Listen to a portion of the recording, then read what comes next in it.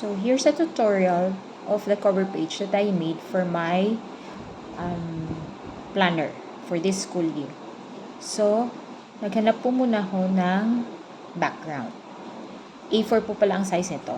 So since gusto ko ang flower, I use flower as my background. And then, niresize ko po siya sa A4. Since gusto ko nga po ang A4 na size at nagaganda ako sa flowers.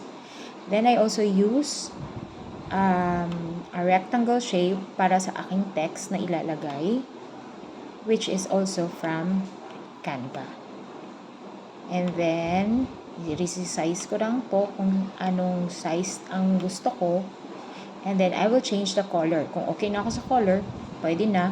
So, ang weight na lang po ng aking border. So, dadagdagan ko po ng konti.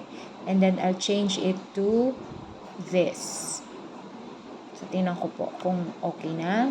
So, feeling ko okay na. I-change ko po ang color ng border. Nandiyan lang din po. And then, change the color. Since meron na akong mga text kanina dito, so kunin ko na lang po.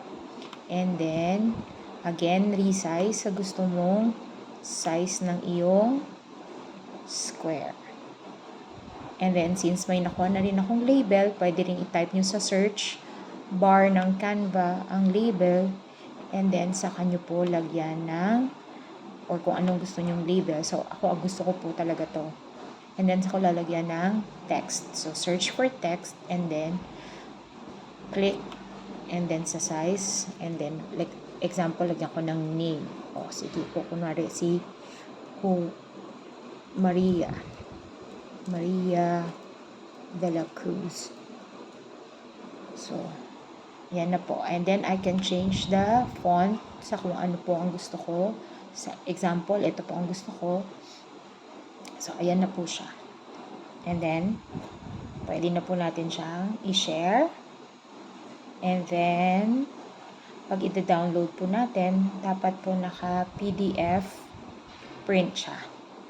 And then, kung anong page po yon, download para ma-download na siya. And then, tingnan nyo na lang po. And then, i-print nyo sa A4 na size. Since A4 po ito.